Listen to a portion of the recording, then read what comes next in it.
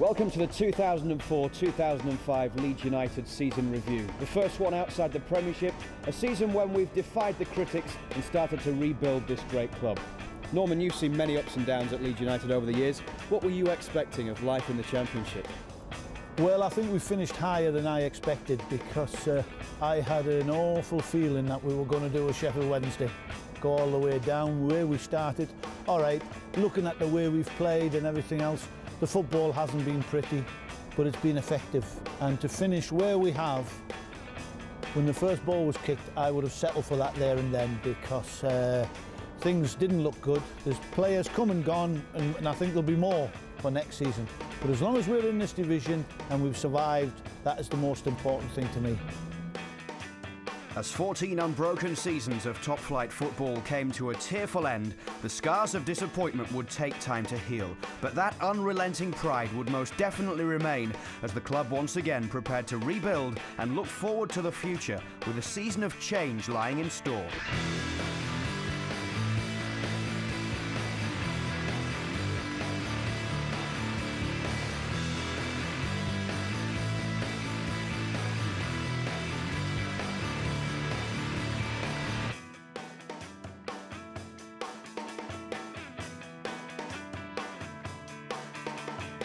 I remember sitting on the 27th of June in Thorpe Arch, and I looked at the board behind me and the squad was looking paper thin, to say the least, and I knew it was going to be a major challenge this year, bearing in mind that we had to sell everybody and anything that could move. So I just looked around and I felt that I needed first and foremost to look at my staff. So I decided to reduce the ratio of coaches from 10 to 1 down to about 5 to 1, and I brought in Steve Agnew, Adrian Boothroyd, obviously Sam Ellis, myself, and we really went a coaching orientated management squad this year.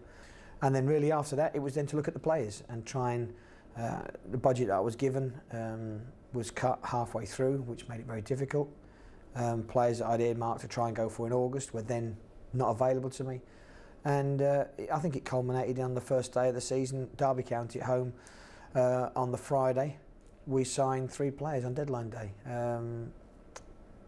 Steve Guppy, Craig Hignett and Brian Dean, and that then gave me a bench to play against Derby on the following day, so things were as tight as that. In one of the most major overhauls of players in the club's history, some remained, some returned, some would get their chance, and some joined with great anticipation of being part of the Elland Road revolution. That's why, all the players are here and they want to play for Leeds United. It's a massive club.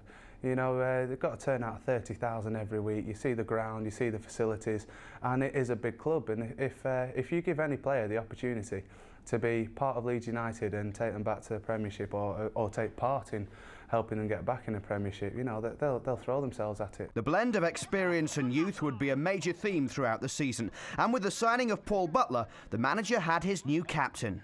We needed someone who for me could take out onto the pitch the things that I wanted, and but that when we were under pressure that they would lead from the front and inspire people around them, and Paul Butler has always had that capability. I think that's been recognised by many managers at his previous clubs, and I knew of Paul Butler and what he could give and how he led people, and I just felt that was of paramount importance, and my word, how that has proven to be so true. I've played under good captains down the years with Kevin Bowler, Pat Sunderland, Steve Bold up there, and then Niall Quinn was captain, and then obviously went down to Wolves and Dennis Irwin was there with Paul Ince. So you just try and take bits off each of them and try and be yourself and try and get the respect first and foremost to the dressing room and the players in there, and they'll give the respect back. And then just be yourself out on the pitch. I don't go out there, I'm the one that wears the armband, but I expect another 11 captains out there with me as well.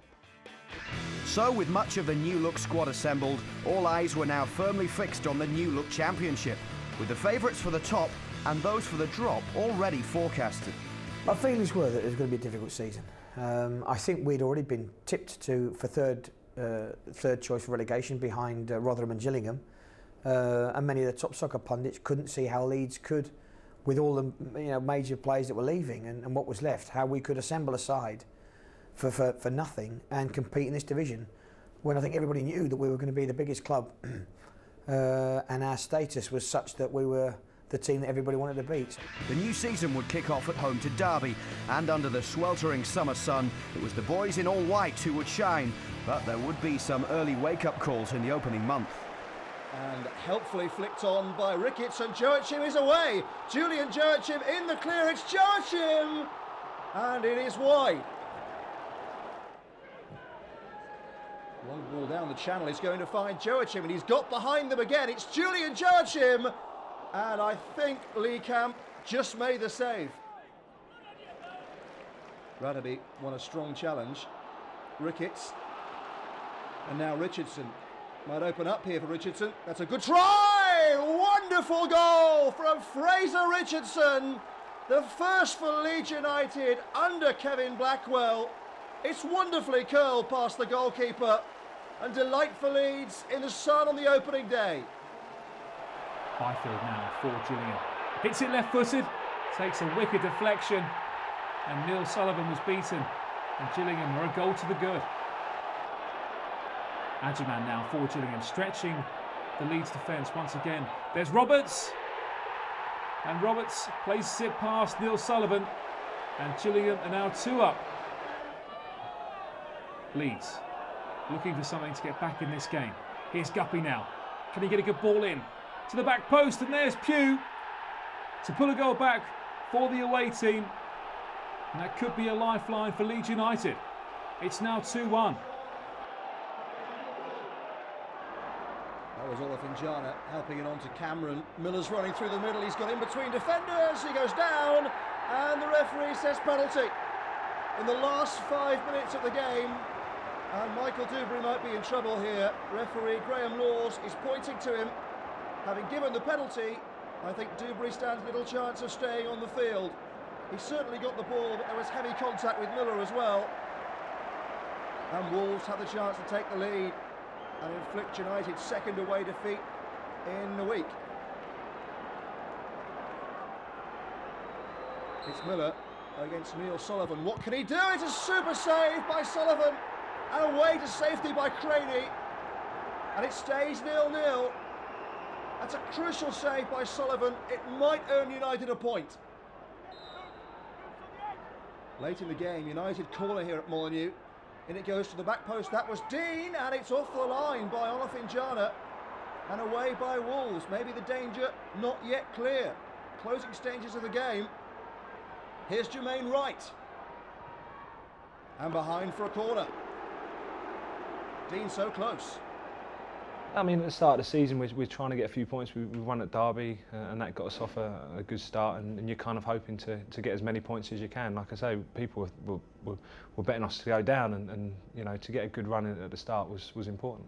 I knew Kenny anyway from our Scotland days, and I know what kind of player he is. And we did a little bit of homework. Odgie, goalkeeping coach, spent a lot of time on me when I first came up, and you know, I had a few things to sort out, and to be fair, he really got hold of me and got me into shape, and you know, got me ready to start playing football again, because you do need a lot of work after being out for so long, and we'd done a little bit of homework, and we kind of had half an idea where he was going to go, and I knew the kind of player he was anyway, and guessed right and made the save. This is Fraser Richardson. He did that nicely. Oh, Guppy did well! It's a tremendous goal from Steve Guppy. His first for United. But we're only half away. Evans. Oh, it's going to be a penalty. The referee has pointed to the spot. The United players don't like it, and Guppy is protesting. Well, he's trying to get out the way. Can Sullivan save a second penalty in consecutive games? He cannot. It's Andy Reid who has equalised for Forest. There's a handy flick. Joachim, oh, he's done tremendously. Away from Morgan, Joachim! And that is a wonderful save by Gerrard. It's been a very tight affair in the opening quarter of this game at Ellen Road. The Leeds come again now through Butler. Good ball into the back post. There's Ricketts off the crossbar, but Danny Pugh's following up. Good save by Gray, but this time Pugh scored. That's his second goal for the club. Wonderful build-up from Leeds. Great header by Michael Ricketts. The keeper was beaten, but there was Pugh to smash home the rebound. Gray did really well to save the first attempt, but he could do nothing about Pugh's follow-up. I'm sure we'll see that celebration many times in the future. Yeah, it was nice. I had a good start to the season. I got a few goals, and that always helps. It's massive to score a goal at Ellen Road. I was just delighted to score a goal, so yeah, the celebration showed that. August drew to a close with this defeat to Sheffield United, as early expectations gave way to a startling reality, and Kevin Blackwell's men were getting to grips with the demands of the Championship. Well, that was always going to be the case when you had so many new players. And we were talking here about 7 or 8 debuts on the first game of the season at home to Derby. We have to remember Neil Sullivan arrived the day he hadn't played for me, only he played the weekend before at Hibs. So Neil Sullivan hadn't had a pre-season with us, Brian Dean hadn't, Steve Guppy, Craig Hignett hadn't, and quite a few. I think we signed a lad called Serge Branco, and he didn't play. So quite a few of the players that were coming actually hadn't done even a pre-season with us. And we were literally throwing players together before games and hopefully, you know, trying to work on as much as we could through the week. And then bearing in mind that Danny Pugh, Fraser Richardson, Simon Walton and Kilgallen were all and Aaron Lennon were all under the age of 20 with no professional games under their belt. So they got no experience to call on. And they were also then playing out of position, in positions that were totally alien to them and not knowing quite how to deal with that. So that was really a recipe for lack of consistency.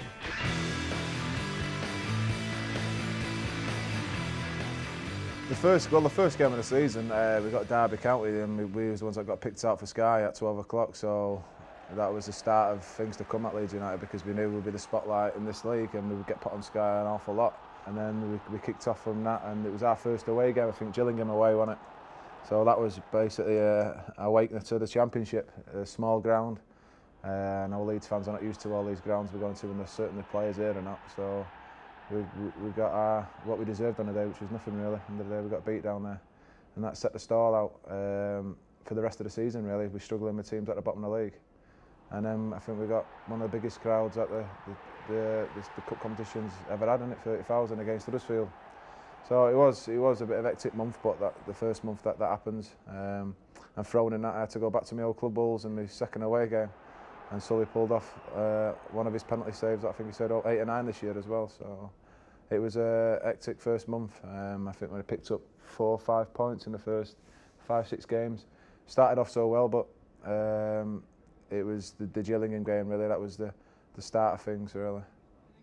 Before league action resumed, more additions were made to the squad as Kevin Blackwell swooped for former Preston and West Brom talisman Sean Gregan. He'd got involved, and through no fault of his own, in a contract dispute between Gary Megson and Jeremy Peace, the chairman and manager of West Brom. And that left Sean short of fitness when he came here. And I remember the first day he came in and I said, look, you're playing in central midfield, but I want you to look after Simon Walton, Danny Pugh and Fraser Richardson, who aren't midfield players, but, you know, try and help them through. Well, I put so much pressure on him that, you know, it backfired. And Sean, to be fair, struggled. 1, he needed to find his fitness. 2, he was at a brand new club and knew nobody. And 3, you know, the fans demanded that he perform at the highest level straight away.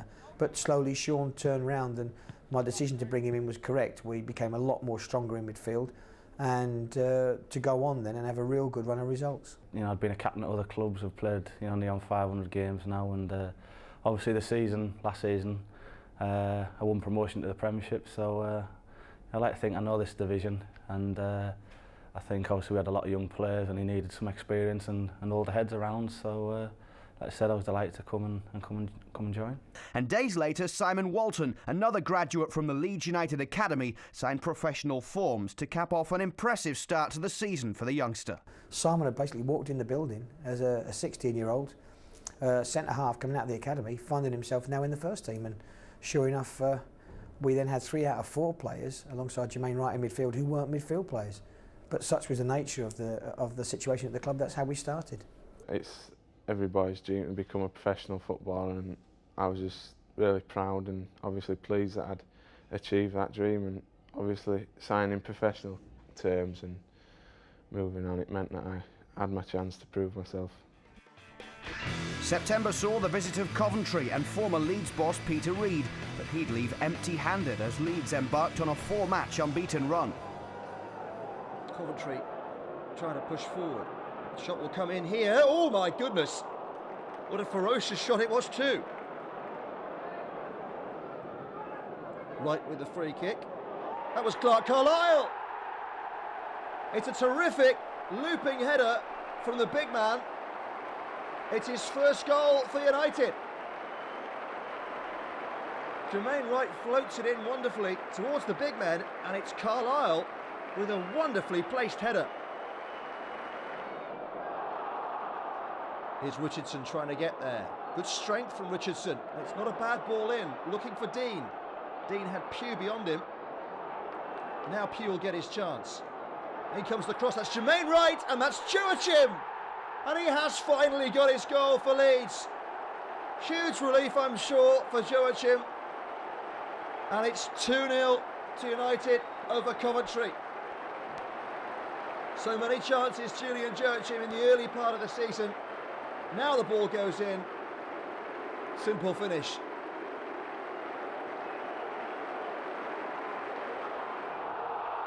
And Pugh trying to get away, and Kerry's brought him down.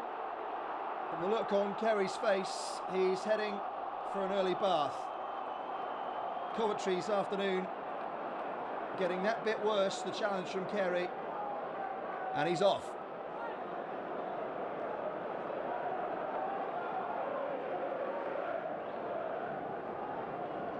Here come United once again. Richardson was trying to make it his. That's Jermaine Wright with the shot. Oh, it's spilled! And Danny Pugh is there. It's 3. And Pugh on target once again for United. Final minute of the game. It's the icing on the cake for Leeds. Howler from the keeper. But Pugh doesn't care. It's 3-0.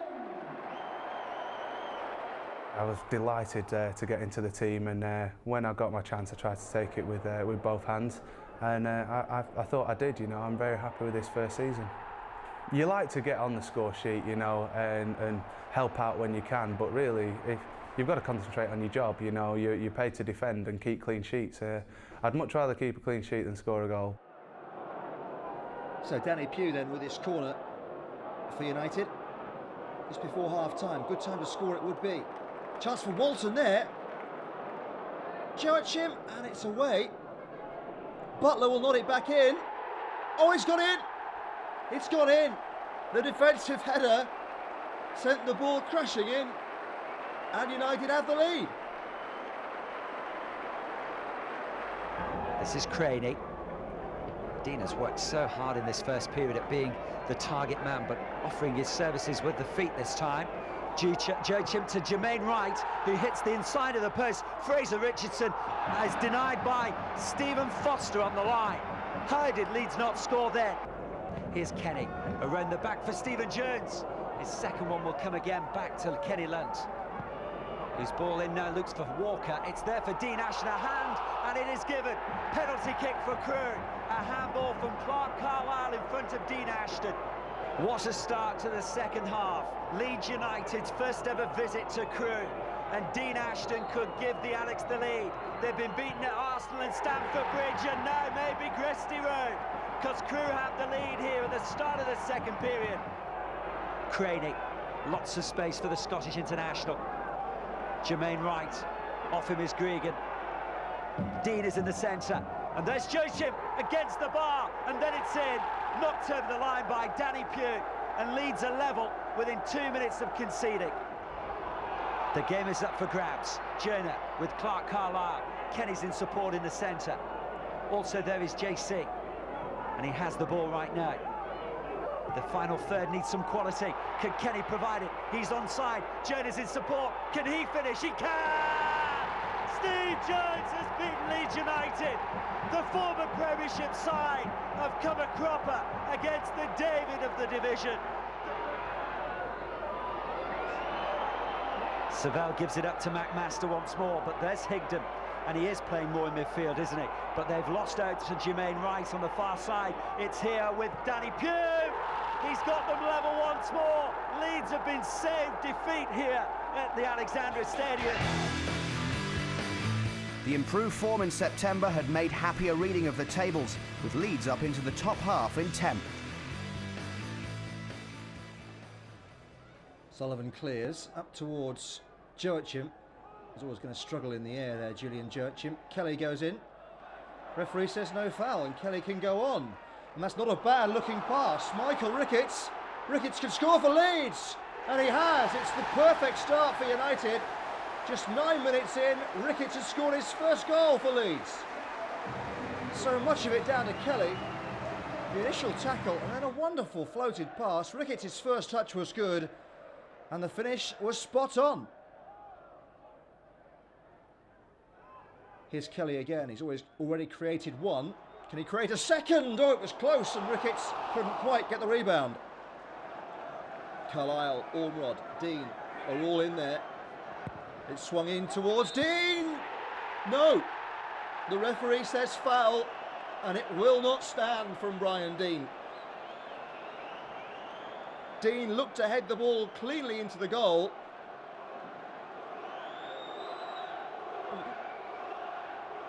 Well, the referee is this week's winner of the Spot the Foul competition. Sunderland free kick, which Robinson has taken quickly and he's gone for the return. Robinson! It's 1-0 to Sunderland. And Carl Robinson caught Leeds napping with a quick free kick. United corner to be swung in, bodies went tumbling, referee says penalty. And it's Clark Carlisle who's been manhandled by Stephen Caldwell. Referee has no doubts at all. Bear hug, he seems to say. And there it is. Ormrod on his debut to equalise, no! And it's cleared. And Brett Ormrod couldn't take the golden chance. And so the month drew to a close against Stoke, who, like many others, came to Elland Road and walked away with what they came for, a solitary point.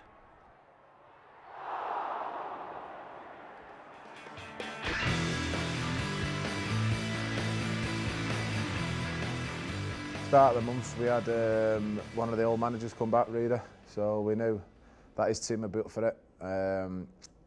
And I think it was Julie Joachim's first goal, wasn't it, for the club as well, after I think it was 7 or 8 games, so it was pleasing for him. Won the game 3-0, and it was a difficult game actually. I don't know if 3-0 scoreline flattered us a bit. I think it was a very tight game, 1-0. Did they have a player sent off? I think they had a player sent off which changed it. We got 2 late goals to make it look 3-0, but it was a tough game. Glad to get the win, and it kicked us on that month a bit.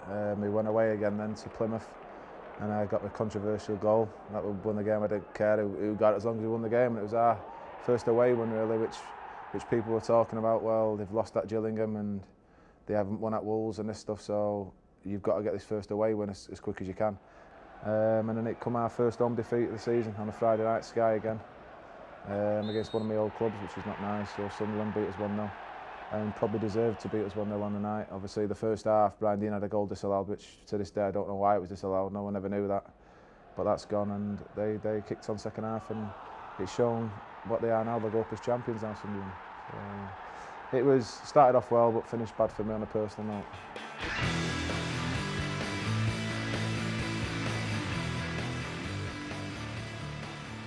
Cardiff looked to build from the back once again in this first half.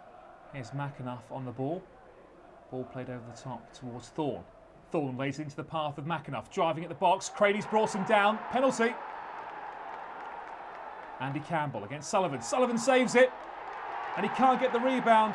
Neil Sullivan once again to Leeds' rescue. I don't think there's any getting away from the fact that this has been a poor game here at Elland Road this afternoon. Ormrod will keep on trying though, despite that fact, and he's done well to get away from Alexander.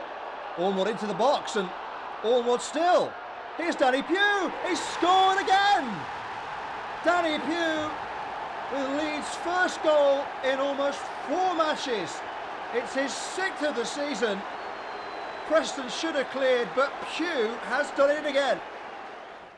Leeds try and get some early pressure on the Reading goal in this opening couple of minutes at the Medeski Stadium. Poor touch from Ormrod, but he gets it back from Ricketts.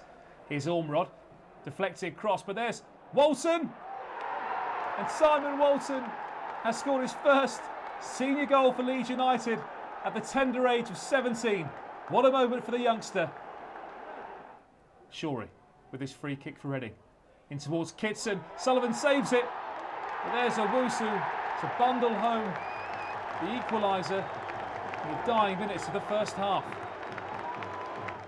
Obviously it was a special feeling, and it was against, they were flying at the time, and really we was unlucky to come away with a draw. I'd have been happy if it had been the winning goal, but still it's always in your mind your first professional goal.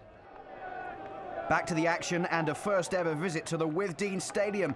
It was definitely forgettable as the club nosedived to the end of the month with 3 defeats in a row.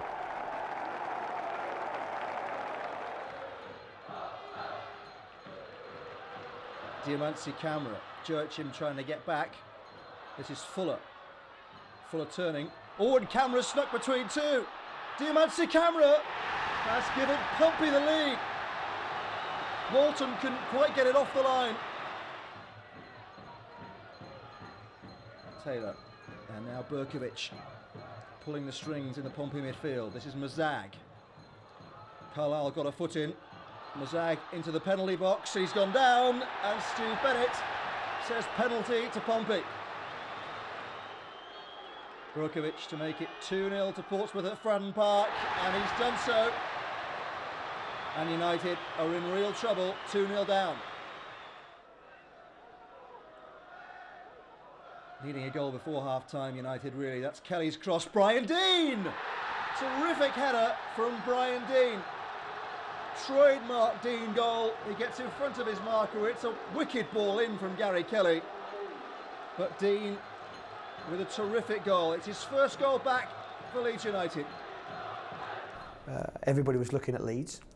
I think people rubbing their hands saying, well, yeah, we were proved right, Leeds would struggle. But quietly, the players were getting a lot of experience under their belt, the youngsters, and Simon Walton, I thought, was doing a particularly good job. But those first 2 or 3 months were, and did prove to be very, very difficult.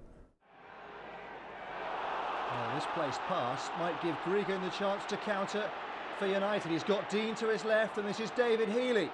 Healy on his first game for the club, and he just couldn't keep it down. Wigan pressing right at the start of the second half. That's a lovely turn from Roberts. Here's Mann! Well, he hit that tremendously well, and Wigan lead by 1-0.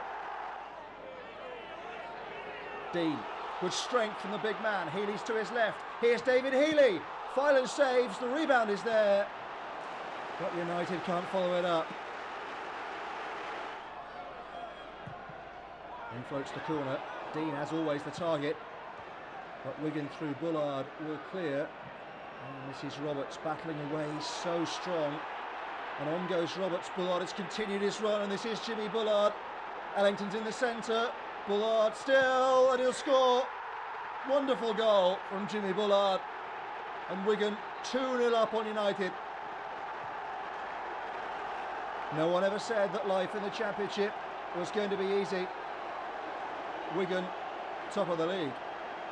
So October drew to a close and a month of mixed fortunes ended with a most notable high, with former Manchester United and Preston hitman David Healy making his much-awaited move to Elland Road. David Healy came in and was, a revelation straight away.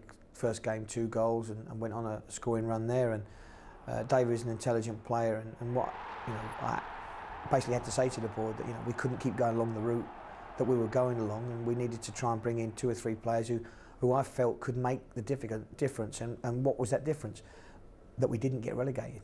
For me to have the opportunity to come and train here and play here, that was the main attraction. Plus the fact that it's Leeds United. They've been there before and they've done it, and the chance for me to come and try and do it again, that was the main draw.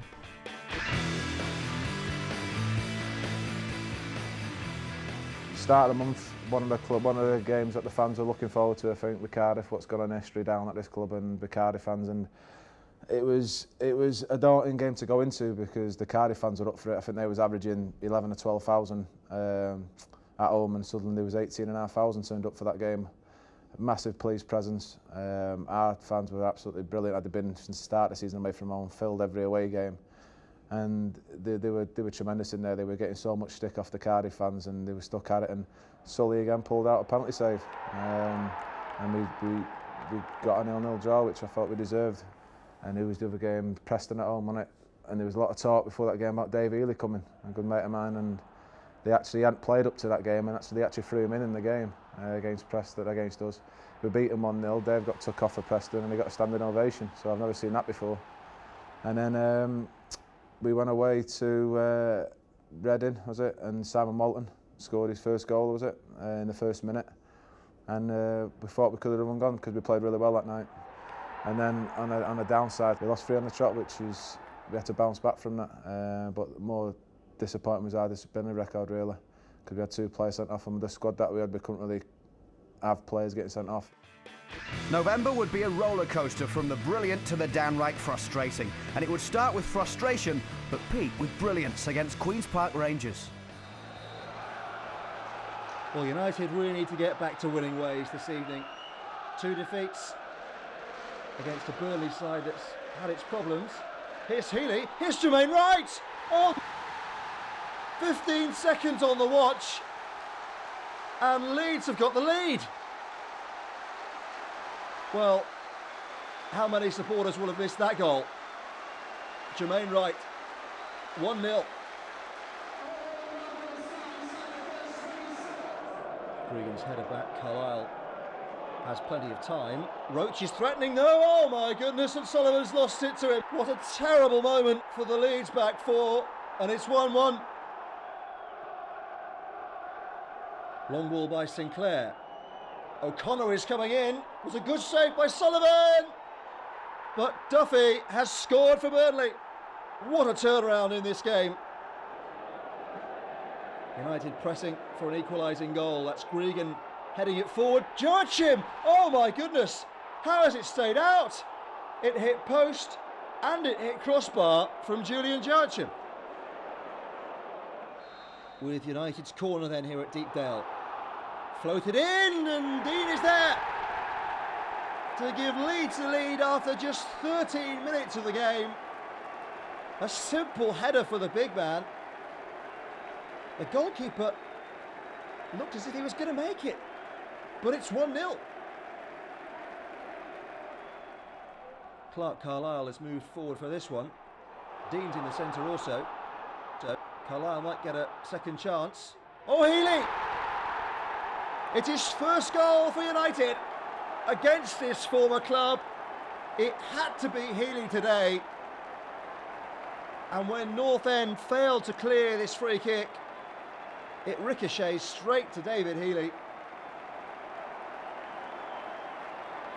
Gregan finds Jermaine Wright, and that's a lovely floated pass, and he's in again. It could be 3 here, but when he's trying to tackle, but he couldn't get there. And that's what it means to David Healy. 3-0 to United. On the stroke of half-time, you thought the lob might have been on, but he bought the tackle.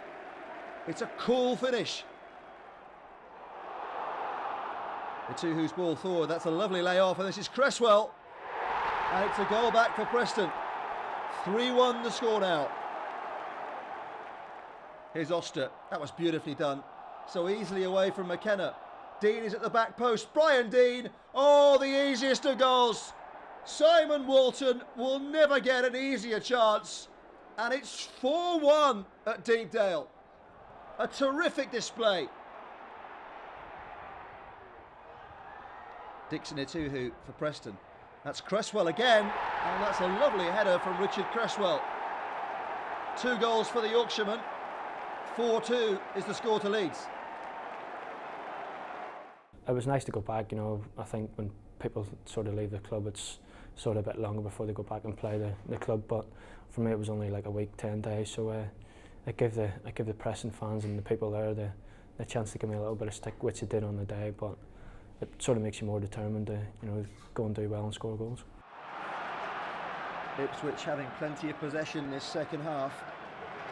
And this is Kevin Horlock. It's a good-looking pass, and Bodic was almost between defenders. Cucci, a good save, and Bent. It's going to have to be a goal. Can Sullivan keep it out? It's 1-0 to Ipswich Town, and Darren Bent is the scorer. Following the unfortunate defeat to Ipswich, the team bounced straight back against QPR in the game of the season at Elland Road. Gallen, and now Ainsworth. Ainsworth has done well to get away from Pugh. And that's a terrific goal by Gareth Ainsworth. Inside 2 minutes, QPR have the lead.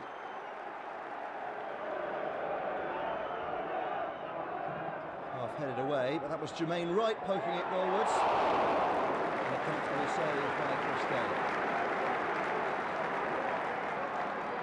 And that was Healy! What a goal by David Healy! A real touch of class from the skip. First time on the half volley, exquisite. Hooked in by Walton, but QPR get it away to Kelly. Here's Walton again. Oh, it's a lovely back heel. Jermaine Wright, what can he do? Dean! It's 2-1 United. And we've only been playing for 13 minutes. A lovely move, appreciated by the crowd. And created really by Simon Walton. There's the back heel. It's beautifully done. And Wright's ball is perfect for Brian Dean. The big man at the back post can hardly miss. Kevin Blackwell watches on. And he'll have enjoyed seeing that. 2-1.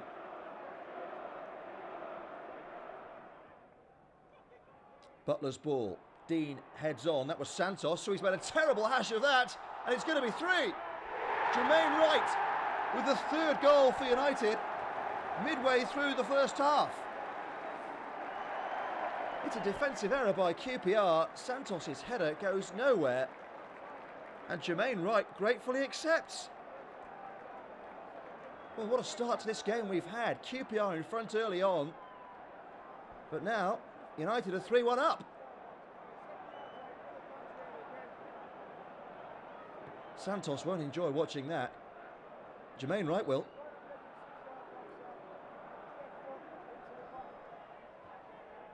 Here's Oster on the attack. There's a nice run there into the box by Jermaine Wright. And Dean again. It's 4-1. The same combination. Jermaine Wright's cross. And Brian Dean with the simple finish at the back post. Oster's pass is wonderfully disguised.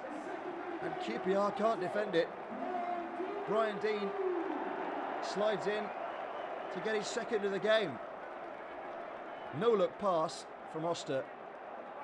It's 4-1. This crowd baying for a 6th goal. Healy onto Walton. Walton goes down. Oh, the referee says penalty. Penalty to United. And a shot at the 6th goal.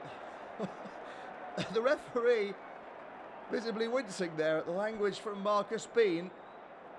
Bean doesn't think it's a foul. Minimal contact perhaps. But Healy with a chance to make it 6 for United. No! It's saved by Chris Day. And Healy kept out. It's just slightly too near the goalkeeper, who makes a really good save. Now here come United, looking for that 6th goal. Oh, Dean! It's in there! It's number 6 for United. It's number 4 for Brian Dean. Well, he won't have had many days as good as this one. 6-1 to United. It's Jermaine Wright again with a cross. It's Danny Shitu with a defensive header that sets up Brian Dean very nicely indeed, thank you very much. Shitu's up first, but he can't deal with it. Brian Dean certainly can. 6-1 to United, and they were 1 behind in this one.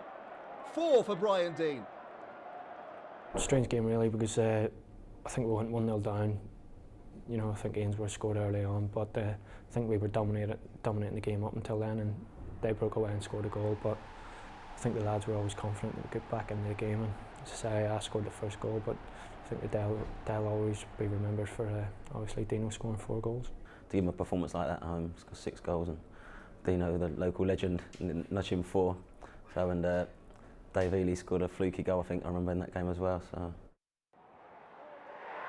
And Watford lead, and Dyer is claiming it. It may have gone in off Clark Carlisle.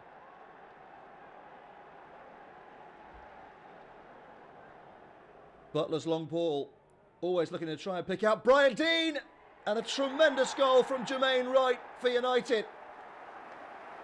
Wright accepts the congratulations. It was Deane's layoff that made it. Oster was also in there looking to pick the pieces up. But look at that. Clean as a whistle from Jermaine Wright. Danny Pugh's corner. Butler attacked it. That's Gregan. Comfortable in the end for the goalkeeper. Here's Walton for Leeds. That's a lovely floated pass. And a fine save from the goalkeeper. United pressing for a 2-1 advantage in the early part of this second half. It's a good flying save. Oh, Gregan all turned into trouble. And this is Bruce Dyer. And it's 2-1 to Watford. What a mess from the United defence.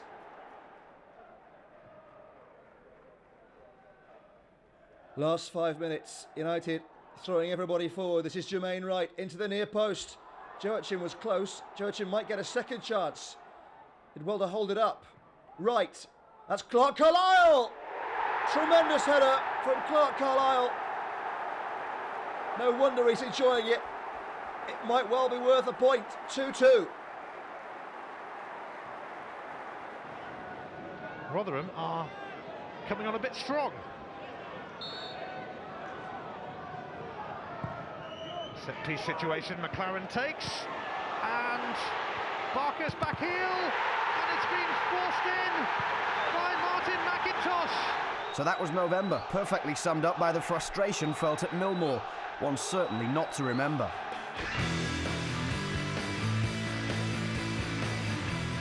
Yeah, so we started off again the month and another defeat at home against Burnley, which at the time we knew Burnley wouldn't give him much away, but it was very disappointing. We played poor that night. It was one of our worst performances of the season. We got beat 2-0 and rightly so. And then we had to bounce back and we went away to Preston. I think that's the first game the gaffer changed his system then, away to Preston, because we'd lost 3 out of 4 league games or something, and he wanted to keep things tight. And we went away playing a 4-5-1 come 4-3-3 system away to Preston. And Dave scored 2 goals against them, Dave Ealer, which really kicked us on. Because after that, we banged 6 past QPR at home, with Brian getting 4 of them, Brian Deane, which is a great 2 games. And then we had Watford, we had to come back twice from that. I think Kyle, last minute, scored an equalising goal for us. And then to top it all off, we was on Sky again against Rotherham. Hadn't won a league game all season. Big banana skin. We was going there Friday night. Everyone saying, "No, you won't get beat. You've got no chance. They're rubbish, this, that, and the other." And what happens? We get beat. Dominated the game, but same old story again. We didn't convert our chances and let a sloppy goal in. It just summed up the start of the season up till now, with getting beat off and losing games and dropping points against teams at the bottom of the league, which we'd done from the start of the season, really. Into December, and although the month would start disappointingly, it certainly ended well. Here's Oster for United. He's seen the run of David Healy. And it's a good save from Ian Walker. United perhaps should be in front. Scowcroft was in there for Leicester. Couldn't get the head to it. That was Connolly. Good save by Sullivan. Back in it comes. And Scowcroft. And a brave header in there. Gets the ball clear for United. Doubling the target again. Dublin still battering. United trying to clear as a shout for handball. But the goal will stand. And it's Lillian Nallis. Here's Oster for United. Lovely dummy. On he goes, John Oster. Terrific save by Walker to deny John Oster again. Now Lennon, he's scampering away, they can't deal with him. Aaron Lennon, Dean's pulled away! It's over the top from Brian Deane. What a chance for 1-1.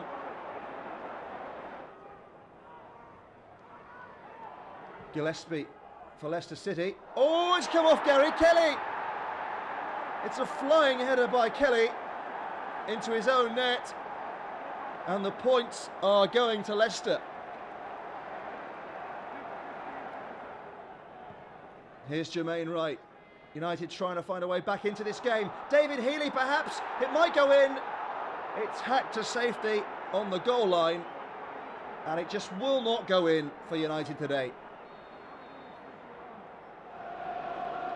Bywater to take the free kick then for West Ham, as we still search for the opening goal. Terrific atmosphere at Upton Park. Here's Fletcher for West Ham, just opening up slightly for him. Etherington joining in. It's not a bad looking cross. Harewood was close, it's in! And Luke Chadwick has given West Ham the lead.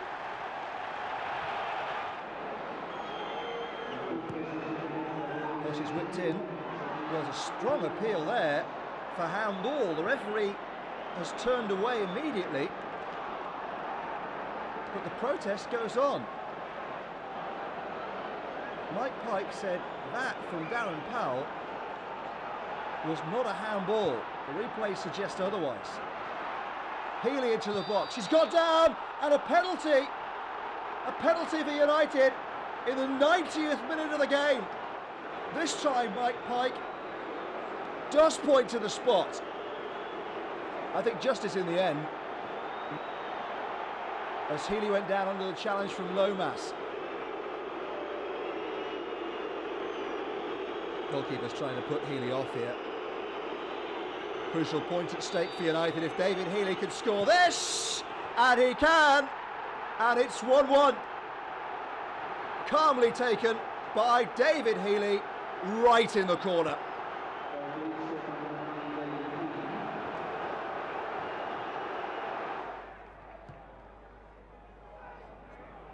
And that's not a bad flick on from Dean.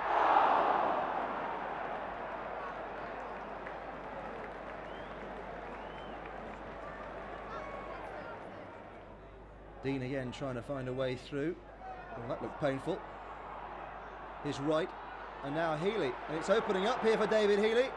Oster now, shooting chance. John Oster for Leeds. It's there. Opening goal of the game to John Oster. Terrific play from Healy in the build-up. And it's 1-0 to United.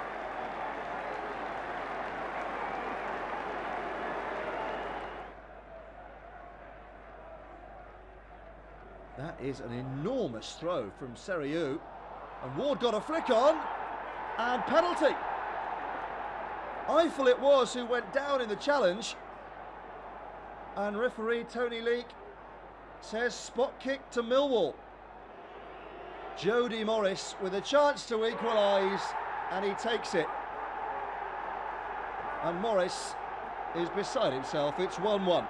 The Boxing Day fixture saw Leeds travel to the Stadium of Light, where Blackwell's boys toppled the Black Cats, and Aaron Lennon made a goal-scoring return to first-team action. Here's Healy on the burst. This is Lennon, it's opened up! And that's a terrific goal by Aaron Lennon. After half an hour, Leeds take the lead. It was direct, but very effective. Here's Lawrence. This is Whitehead for Sunderland. Spring got close and the referee says penalty. Lawrence will take, and it's 1-1. Here's Spring, galloping down the left-hand side. Spring goes on. Robinson seemed to go in too quickly for the ball, and Spring continues. Held up by Breen. This is Healy. Enticing ball. Oh! And a tremendous header from Brian Dean. It's the perfect cross from Healy. 2-1.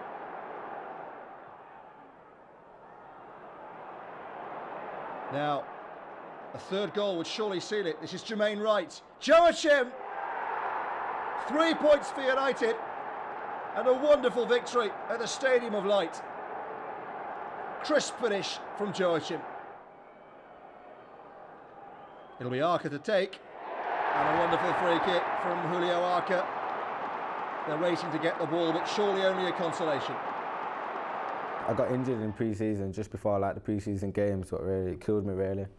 I was out for about 6 weeks with my Achilles, and then the team started off, was playing quite well. So really, I just had to be patient, really, wait to get my chance. And I knew I had to play well, really. If I didn't, then the gaffer may change things. So I tried to play as well as I could. It's gone from there, really. Out to Richardson it goes. That was lovely from Richardson to get inside his man. Still Fraser Richardson. Pugh nicely on to Healy. This is promising. Healy's ball in. Oh, it's turned in. An own goal gives Leeds the lead. And it's Gilbert, I think, at the back post who's put it in. Healy spots the keeper off his line. That was a wonderful goal from David Healy. He really is a touch of class. And that was perfect. Surely Plymouth can't get one back, or they can. So 2004 closed with victory over the Pilgrims. It had been a turbulent 12 months for the club, but the ship had been steadied and signs of progress were there to be seen.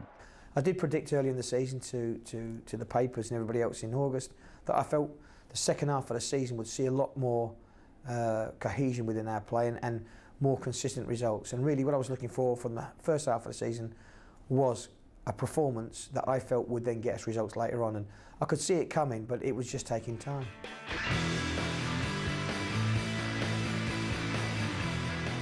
So we go into December and we're playing Leicester, 2 Premiership clubs, and no one really could afford to lose it. We were at the bottom of the league. We were not that far off, but we were coming into it with decent form, really beating QPR 6 and beating Preston 4 the previous month. Confident going into it, we let ourselves down again 2-0.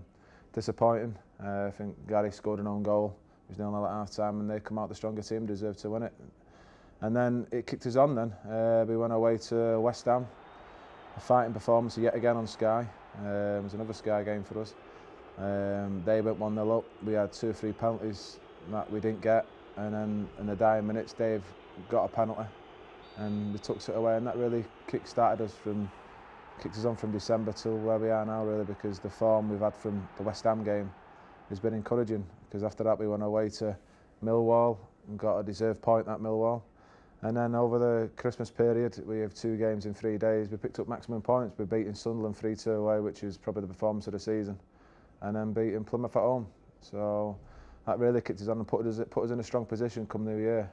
But the new year didn't bring a change of fortune on the pitch as consistency remained elusive. But away from the playing field, things were looking a little brighter, with a takeover bid looming in the pipeline. This is Richardson. Did well, Richardson.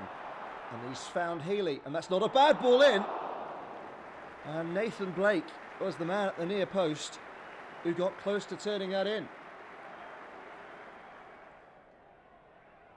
Crew corner. Oh, it's turned in. It's turned in by Dean Ashton. He's done it again against United. Kenny Lunt will take this free kick for Crewe. He's taken it pretty well, and Sullivan did okay, but it's in again. And Mark Rivers has given Crewe a 2-0 lead.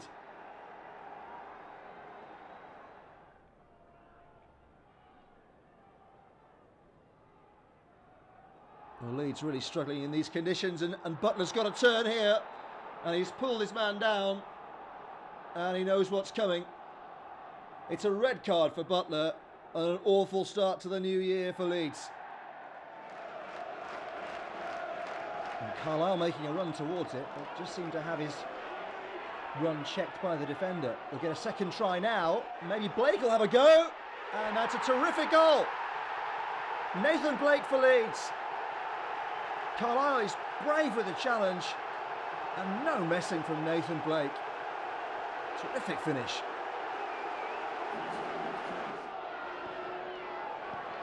Well cleared away by United. And it's Blake again, who's just going to hold the ball up. He's done well, and there are possibilities here. This is Jermaine Wright. Switching play to Healy.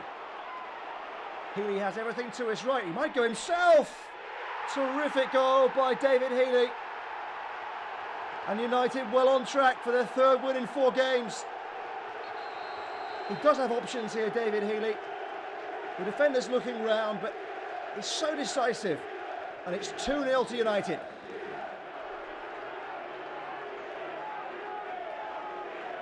Carlisle, well, just manhandling Stern John there. And despite his protestations, a yellow card. Coventry corner. Swung in towards Stern John. That's McSheffrey. 2-1. And there are only 8 minutes remaining. Leeds have got the ball in the right area of the field, but Coventry trying to squeeze it away. That's John. And was he tripped by Clark Carlisle? The assistant referee is flagging. He might be in trouble here, Clark Carlisle. The protest's allowed. Oh dear. This will be a red card for Clark Carlisle. 6 minutes left. Leeds might have to hold on here.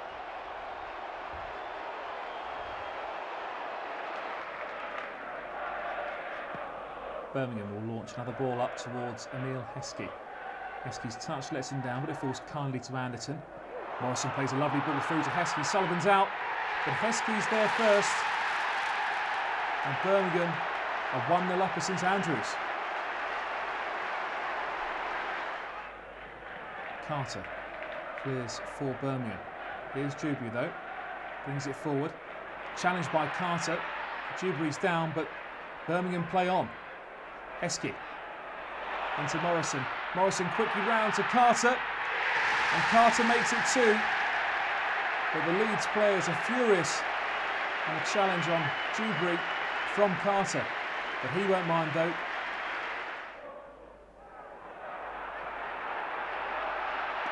Morrison breaking now for Birmingham with real purpose down this right hand side.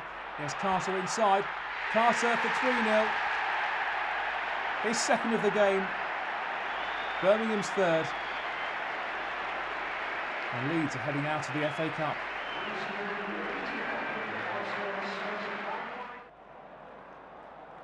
This is Walton for a second time. He might get it for a third. Walton in there. Terrific goal. Lovely interplay by Lennon, Walton, Healy, and then Walton again to give Leeds the lead. Splendid goal. McEnuff's ball into the box, and Langley beats Sullivan to it, and penalty. He took his while in giving it the referee, but a chance for Cardiff to equalise. Peter Thorne from the spot against Neil Sullivan, and it was cool as you like from Thorne. And it's Leeds 1, Cardiff 1, and Thorne took the penalty so well.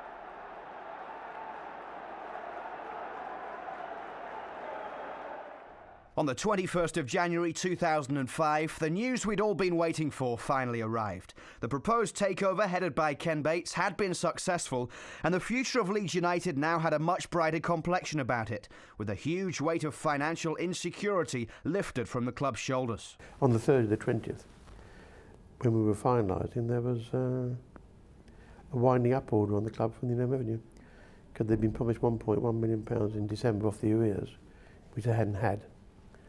And they said, OK, we had enough. Now, administration and the receivership is one thing, but you have the High Court order with a winding up order, which the judge would grant because there was no reason why they shouldn't, then the club's finished. And then there wouldn't have been any more Leeds because you don't sort of come back from that. And then you go out of the league. So that'd been the end of it. There's always a risk, of course. There's some risking money now. But it's a challenge, and I think that I did it once before at Chelsea. The problems there are very different to they are here. But I think we can get it. We're slowly turning it around. And one good thing we've got is a great bunch of staff in the office, because at the end of the day, you know, the fans just look at the first team, and quite rightly so. But it's like an iceberg, and all you see, the fans see is the tip at the top. But there's an awful lot of work and people working away behind the scenes you never know about, but without whom you wouldn't have a club, or indeed any other business. If you look at the three most successful clubs in the country over the last 20 years, well, four including Chelsea, pre-Abramovich, Liverpool, Manchester United, Arsenal and Chelsea, they're all run as proper businesses. There's no big hand-ins or subsidies, no rich man's plaything, and they built their stadium and their team on the income that came to the football club. And that's what we must do at Leeds, so we must never ever again have the trauma of the last few years. No, there was a great deal of speculation when I came in who I was going to bring in as manager, including Dennis was, but that was one of many. But my point was that Kevin had done such a good job here with nothing, or very little, that it would only be right to give him an opportunity to give him an extended chance on a level playing field. After all, if you demand loyalty, you've got to give it. It got to a point where every day we were being mentioned once again about going bust and whatever. The sale of Thorpe Arch, the sale of Ellen Road, this, that, and they're all factors that didn't help the situation. We had struggled to pay the wages in Christmas, and we'd already been given an email to say that certain people wouldn't be paid in January, so there was a major pressure on everybody. More myself, because I knew what was going on. I tried to keep it from the players as much as I could. And then the chairman came in and he took it over, and straight away there was a massive weight lifted from everybody. That for the first time the club was safe, because I believe on the Monday it was a liquidation order and not administration, because effectively we'd already done the administration. We'd sold everybody and everything, and my understanding that I found out maybe 6 weeks later that in actual fact, if the chairman hadn't come in when he had to come in, we were in deep, deep trouble on the Monday, and it could well have seen us fold as a football club. So they do say it's all about timing, so his timing was perfect. And then it gave us that lift when we needed it, and I think it, once again, that showed again in another surge of quality, results that we got from there on in. And the new era got off to the best possible start with a valuable away win at Stoke, although rather fortunately as the hosts' fullback Wayne Thomas netted past his own keeper deep into the second half.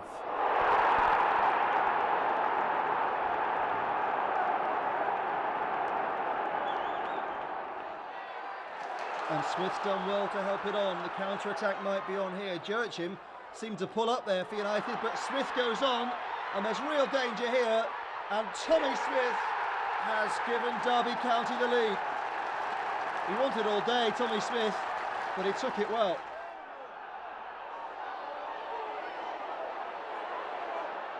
Derby heading clear. Gregan went in, but could only kick it against Raziak, and there are runners all over the place here for United, and the deflection, and it's 2-0, and Adam Boulder has given Derby the win.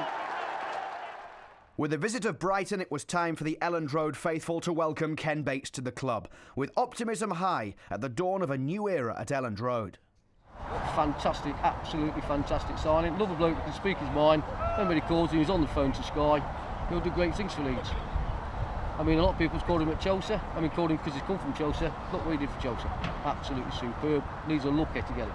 Very lucky. He bought Chelsea for £1 and sold it for millions and millions and millions. So if he can leave Elland Road in the same state as he left Chelsea, and I'll be very happy. If the man's willing to put his own money in to keep this club afloat so we can get back to where we should be, I've got no grievance with the man. I know he's a Chelsea man, but he weren't Chelsea when he went there. And let's hope we can adopt him as being a Yorkshireman.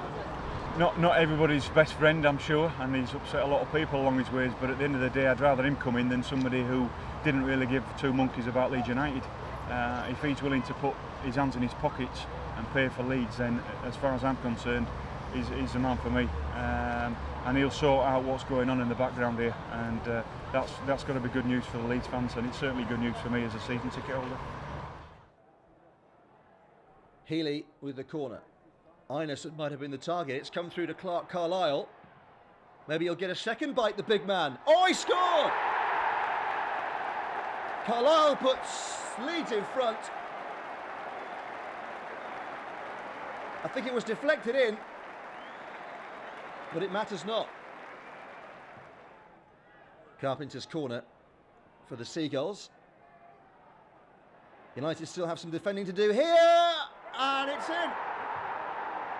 Equaliser by Guy Butters with just 9 minutes remaining.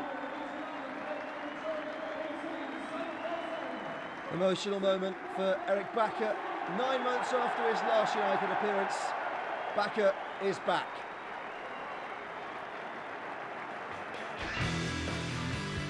Not only had the month of January brought renewed life, but the form was enough to keep Leeds in contention at the top half of the table.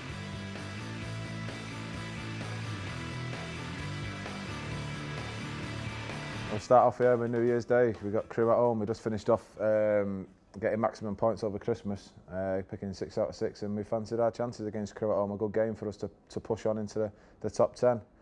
Another one of these teams that are at the bottom of the league, and they took maximum points off us. Another day where I got sent off as well, 2 yellow cards. I let the side down again. That's 2 sending offs I've had, and I've only ever sent off 3 times in my career, twice for Leeds now, so it wasn't promising. And then we went away to Coventry. We needed to win, and the lads put a great performance in. Nathan Blake scored his goal, took it well, and we won 2-1. Unlucky not to keep another clean sheet. They scored near the end, but the win was most important. And then we had Birmingham away in the Cup a couple of days afterwards.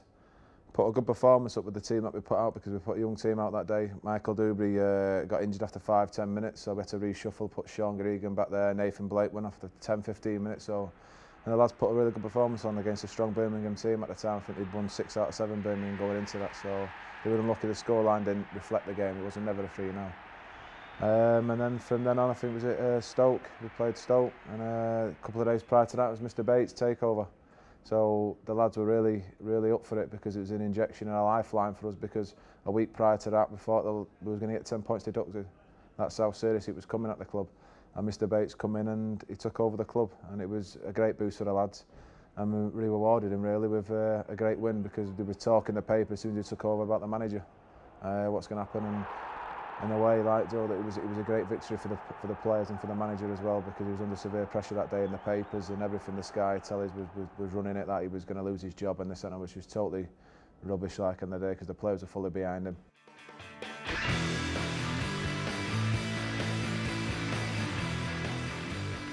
February witnessed another busy period for Kevin Blackwell in the transfer market, as he sought to add to his ever-strengthening squad. In came loan signings Michael Gray from Blackburn and Rob Hulse from West Bromwich Albion, whom were later in the month joined by the permanent signing of Sean Derry from Crystal Palace. Very important players, and as I said, since the chairman's come in, I think we've played 14 games and we've lost 3, drawn 6, won 5. We've become a very tough team to beat. I think as we sit here now, we've only lost 4 in the last 25 games. And had it been the first half of the season, I think we'd have been 3rd or 4th at the moment, in a great position to strike for the second half of the season. So I just wish the season had started at Christmas. But those 3 that we talked about, Holtz, Gray and Derry, have come in and have given us, good experience. That allowed me then to rest Fraser, Matthew Kilgallen and Simon Walton. And Danny Pugh, and because I feel that we've got to develop our own in the right manner, and to exhaust them and kill them mentally and physically is not the way to develop players. Well, when he first came in for me before Christmas, he wanted me to perhaps come and give a little bit more experience to the cause, and although I didn't actually arrive until after Christmas, where the hardest part we've probably been through the hardest part early season and for over Christmas. Just that the club had been through a real turbulent time, and they've been struggling, and I think now's time. I could see now's time for the little turnaround, and hopefully we can do something about it. So it's a good time to come to the club really, and get some football. And I knew a few of the lads here as well, so and they were telling me good things about the place, and that things were eventually turning round. And I think we've set the club on that way now. There's a squad of players here now that should be pushing for promotion next season. There's a lot of ambition here. There's some youngsters here as well to gel along with the experienced players. And when the manager brings in some new players in the summer as well, we're going to have a great squad of players, and there's no question that we've got to be trying to finish in the top 2 of this division next season. So Leeds with his free kick. The first half, a few chances, it has to be said. Jermaine Wright will take it, and it goes. There's Dean, good save by Jensen. And it needed to be, that was a great header by Brian Dean. And Klaus Jensen. It's been his level best to keep that one out. Great delivery by Jermaine Wright, right in the danger area. And there was Dean, good save.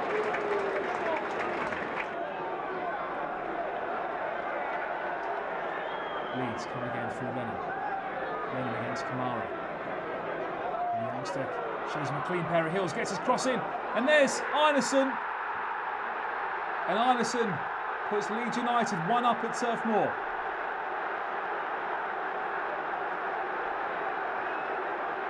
Great delivery by young Lennon. Here it is now. Wonderful speed to get past Kamara. And he really put it on the plate for the Icelandic international. That's his first goal for the club in only his second game. But you can't underestimate Lennon's part in this goal. Wonderful skill to get past Kamara. And Leeds are 1-0 up.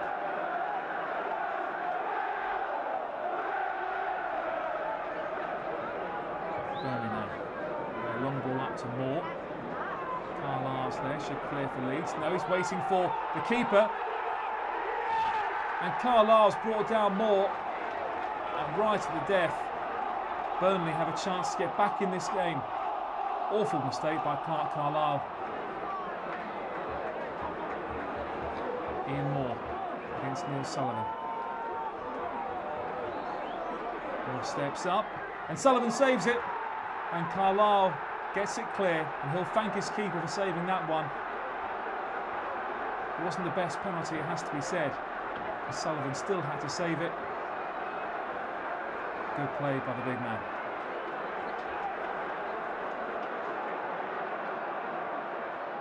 At the time, I think it was a big game. I think they just played Liverpool in the FA Cup and they done really well against them, and their tails were up and they was on quite a good run, and it was going to be a difficult place to go and play, and we did well that day. We did well that day, and we felt we should have got the points there, but like I say, we rode our luck a bit, and we got the points. Yeah, that was an important one because we just scored up there, and they came down within minutes and got the penalty. And that would have knocked the stuffing out of us, I think, if we would have conceded then, and it would have put us under pressure for the remainder of the game. And like I say, lucky enough, we managed to save it. Well, Reading making a pig's ear of that clearance, and here's Healy trying to get in between defenders. David Healy! What a terrific finish from David Healy. He enjoyed that one. A real solo effort from David Healy. He looks like he's going to be crowded out, but good strength from Healy. A terrific composure.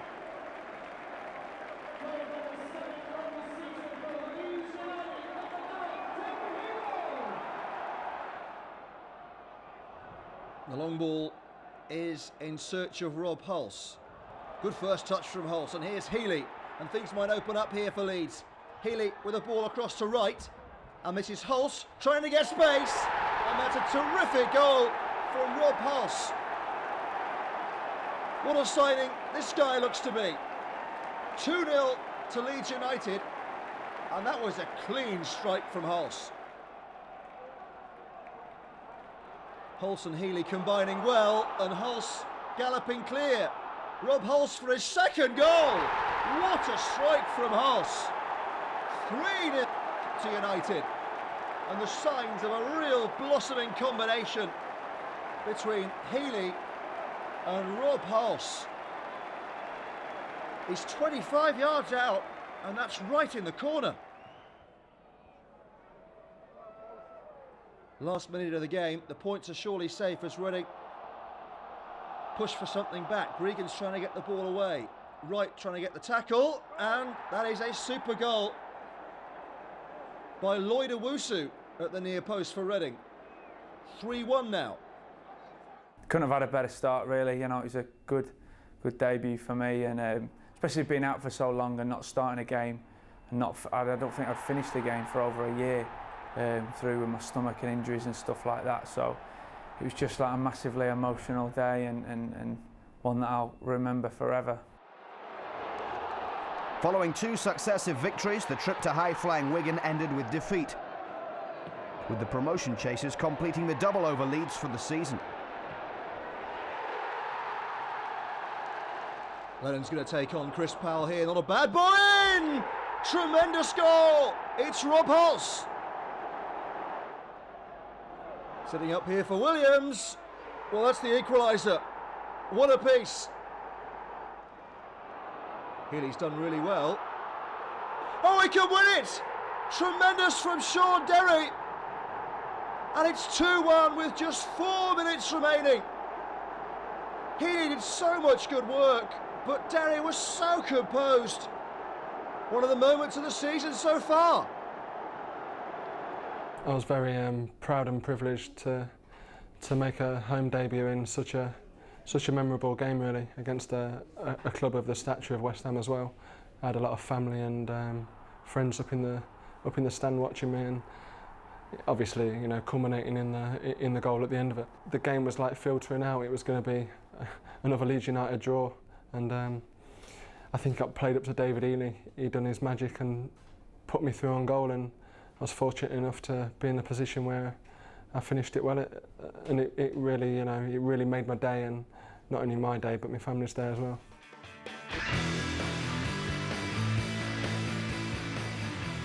So going into February now, and we looked on the programme, and we've got four tough games, four teams that were all above us at the time. Burnley away, very, very tough place to go to, and we sneaked through, got 1-0, Gylfi's first goal for the club, and yet another Neil Sullivan penalty save towards the end of the game. We nearly took the points away, but we didn't. And then we played Reading at home, another team that was going well in the top 6. And Rob Hulse had joined us then, and on his debut, he couldn't have dreamt of a better debut. 2 great goals, which was my goals of the season, both from the way he took them. To say that he hadn't played for 4 or 5 months prior to that, it just shows you how much it was a player that the gaffer was chasing for the start of the season, Rob Hulse. And then we went away, and I've said on record that it was the only team this year that has really turned us over in that game. We lost 3-0 at Wigan. And we did get our backsides kicked that day, and it could have been a lot more. It could have been 7 or 8, and that's not exaggerating if it wasn't through Neil Sullivan in that. He's the only one that could come out without any credit at all from that day, because they absolutely was men against boys. They absolutely tore us apart, and you know, rightly so as well. And they were the first team to do a double over us this year as well, which was a bit disappointing. And then it was a big game against West Ham the week afterwards. We had to bounce back, and both teams were under different circumstances needed the points. We wanted to get closer to West Ham, and West Ham wanted to push in further to the playoffs. And we come out of that game, and it was a great 2-1 win for us against a strong West Ham outfit. And we finished the month off 3 out of 4 wins, which we would have took that at the start of the month. So it was very pleasing, but the most disappointing aspect was the Wigan game, because we didn't turn up against them. If February had been the month of love, for 3 points, March would be a month of draws, with one certain centre forward making one very welcome goal-scoring habit. Sweeney will take this corner for Millwall, floated into the back post. There's Quigley, he's unmarked, and there's Paul Robinson to stab it home from 6 yards out. Where was the marking for Leeds United as Millwall will take the lead? Leeds piling everyone forward. There's Butler in attack. It falls to Hulse. Hulse tries to get away from Lawrence. Great turn, great shot by Rob Hulse. And that's his 4th goal since his loan move from West Bromwich Albion. Gregan looking to pick out Aaron Lennon. He's done well. Gary Kelly is charging up on the overlap, and Kelly with a chance to pick out a white shirt. That's Walton. He couldn't get his shot away. Now what trickery can Lennon produce here? A header over from Rob Hulse. It's Michael Flynn with a free kick for Gillingham, setting it up. It's deflected, and Gillingham will score. It's Chris Hope with a goal. Now Henderson trying to get away, and he's throwing Michael Gray to the floor, and Gray doesn't like it, to say the very least of things. And this is getting rather ugly. Kevin Blackwell's in there, practically everybody is in there. And Gray is beside himself. Henderson can't really be surprised. I think both men have got to make the walk. Gillingham down to 10. Leeds also down to 10. Michael Gray sent off for his part in the fight of the season so far. Not a handbag in sight. Here's Marlon King for Leeds. Last 10 minutes, desperate for an equaliser. It's King's ball. Oh, it's confusion, and it's poked in. And United do have the equaliser, and it's Rob Hulse again. Rob Hulse's late equaliser was the striker's 5th goal in as many games since making his loan move to Elland Road, a move which was being relished by the former West Brom target man. I couldn't have had a better start. You know, the lads helped me fit in straight away. Kevin and the coaching staff were spot on with me, and you know, I was just enjoying myself and just really enjoying coming into work and enjoying the games, and just nice to be back playing football again. It's such a massive football club. And back to the action, the draws continued away to struggling Nottingham Forest thanks to Neil Sullivan's 4th penalty save of the season. He denied Forest's Chris Commons and ensured the points were shared. That was pure luck, actually. That was just a guess. Fortunately enough, guessed the right way, and I think he slipped as he struck the ball. He had a free kick about 25 yards out before that, and he kind of called it well and smashed it, and I kind of had an idea of the way he was going to strike the ball. I wanted to strike the ball, and you kind of get an inkling of what kind of player they are and how they like to strike a ball, and that was pure guesswork, actually, that one, and the slip as he put his foot down kind of helped. So the draw at Forest ensured the 4-match unbeaten run was still intact, and Leeds remained in 10th, with any realistic hopes of the playoffs slowly fading away, but with much pride still to be played for. When we played Forest away, we had that game in the chance, we got the draw, and then it was the next game when we thought, are we going to do it or not, you know what I mean? And it's when you start relying on other people's results, and that's when you know that it's too far now, do you know what I mean? And then the points were getting to double figures, it was like getting 10 points adrift, and then but you're still trying to play for it because it's not mathematically over, but in the back of your mind, you know what I mean, you think you're relying on everybody else. Before the shutdown of the final transfer window, there was just time for some final deals to be completed, which saw moves in both directions at Elland Road. Marlon King had arrived earlier in the month, and now Ian Moore joined from Burnley, with Brian Deane moving to Sunderland. Marlon gave us a situation where a lot of pace, and I felt we needed something different, and Ian Moore was someone who's a real hard worker, but has always caused us a problem, and to be fair, caused us a problem at Burnley this year when we played up there. So the money we were talking about, £50,000, it was really, you know, the chairman decided that we'd had so many debuts this year that I spoke to Ian and we would basically do something in the summer, but he said, no, let's get him in now, let's get him indoctrinated within the club, let him find his way around, let him feel comfortable, so when he comes back to pre-season, we're not starting all over again with another new lad. And to be fair, the chairman was right, so we signed him, and he's been a good signing.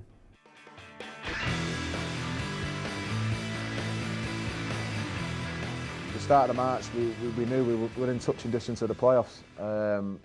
People were talking about us coming, and they thought we were the team that was going to come out of the pack at Christmas and really push on, and we did ourselves, and we knew it was a big month for us. This was the most important month of the year really for us, because we had games that were winnable games for us that we should have been winning.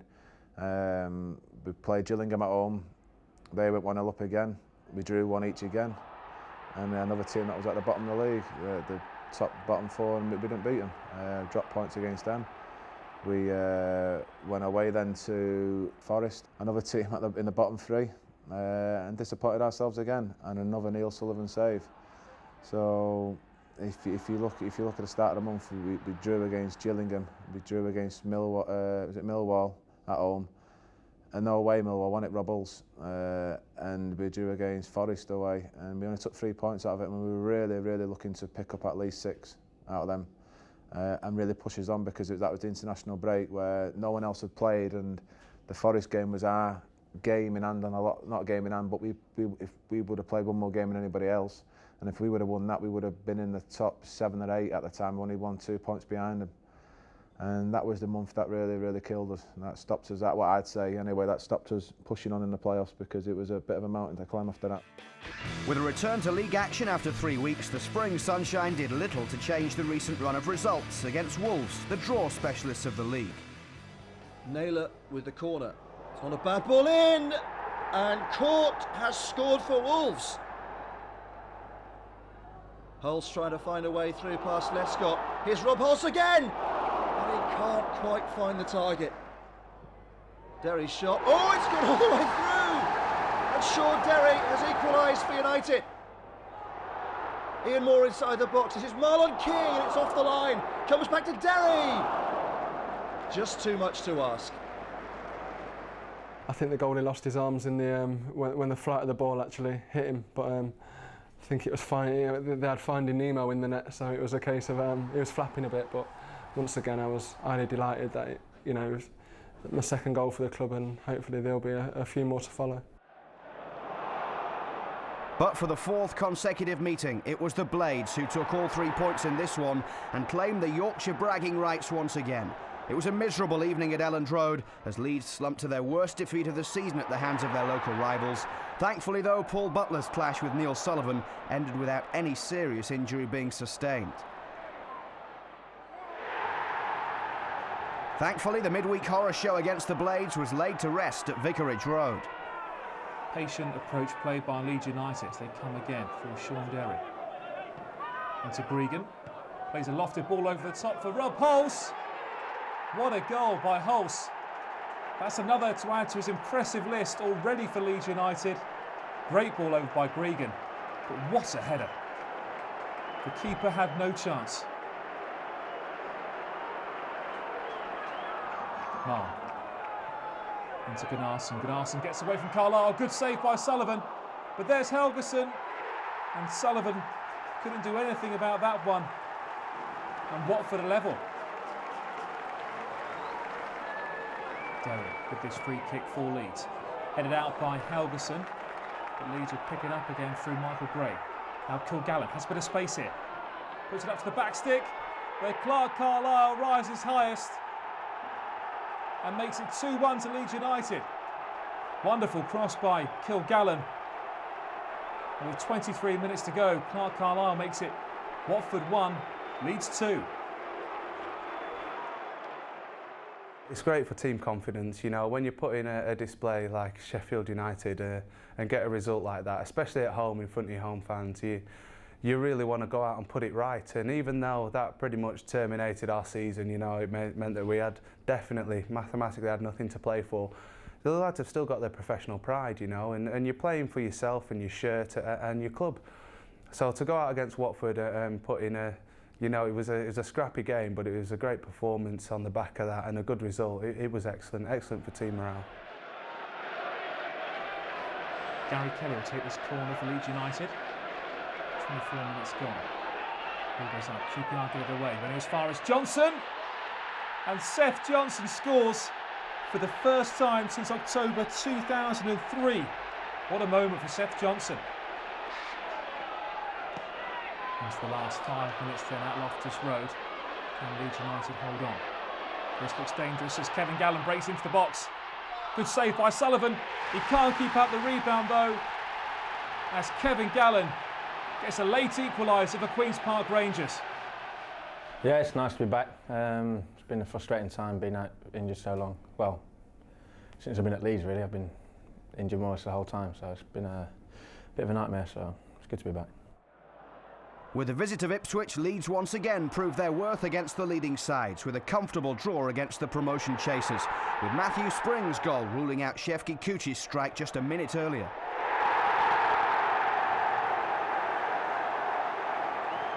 I just feel that the players that we've got now are starting to gel. But still, we're still talking half the team that played against Ipswich 2 games from the end of the season. Mickey Gray had played 5 times, Gylfi Arnesson's 3rd game, Matthew Spring's 3rd game, Ian Moore's 3rd game, Marlon King's 3rd game, Rob Holt's 9th game. So 6 of those players in that team that played against Ipswich have only got single figure and low single figure numbers, and yet we were more than a match for Ipswich.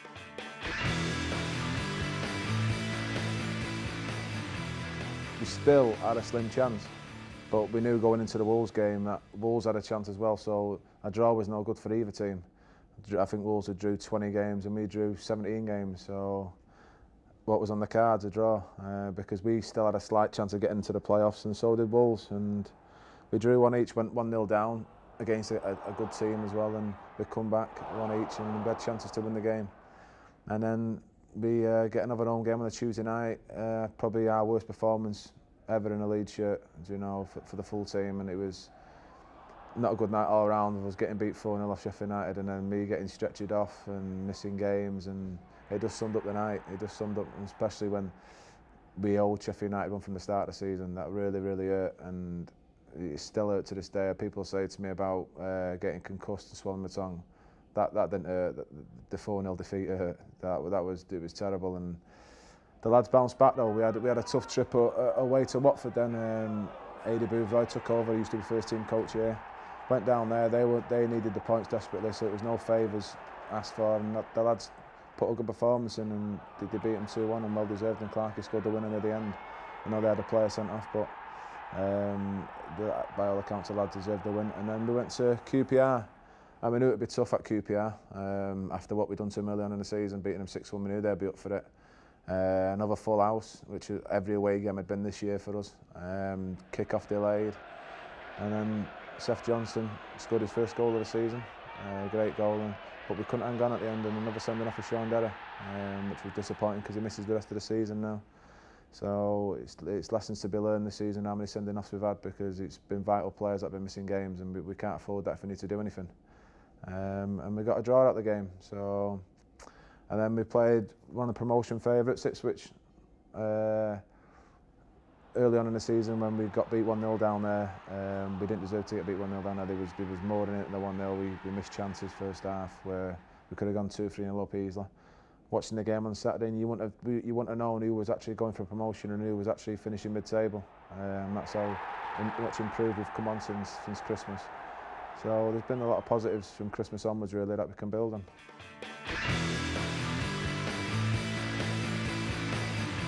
With Leicester kicking off the final month of the season, there seemed to be more than just one eye on next season, with Dion Dublin grabbing the first for the hosts before David Connolly wrapped it up for the Foxes. And with Rotherham the visitors, the final chapter in this season of change was completed, and Ellen Road waved goodbye to another eventful campaign and a true Leeds United legend.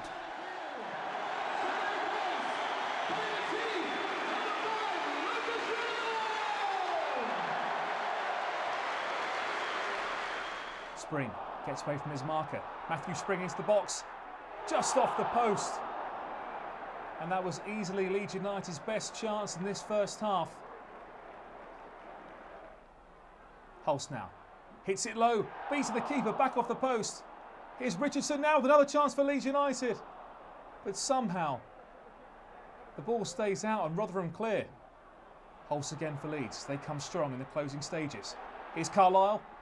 Not again. Back off the post from Clark Carlisle. So the final league table looked like this, with Leeds comfortably sat in mid-table and only a few wins away from the top six. So promotion may have been a bridge too far at the first time of asking, but Norman, there is hope for next season, isn't there? A real expectation that Ellen Road could get the good times back again.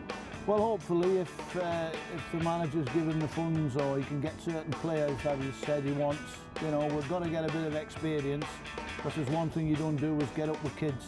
So a bit of experience brought in, few new players. I'm sure there'll be some come and go. There's nothing more certain of that, because the one thing the manager has done, been good at wheeling and dealing. So in the summer, new faces.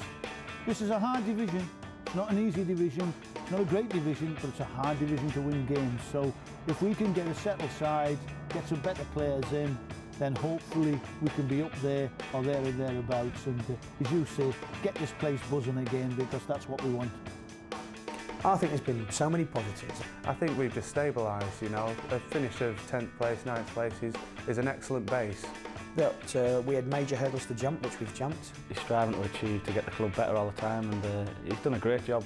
Been a little bit too gregarious in the last 6 or 7 years. Teams have gone on back-to-back relegations, you know, and really struggled. I personally will not take the club down that route.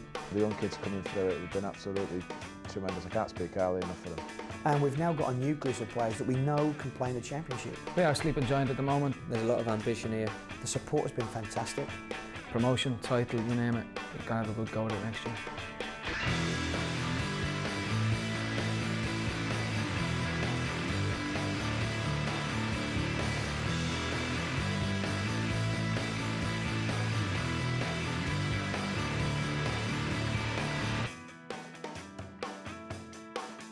Just finally, Chairman, your message to the fans who are watching this, what would you say?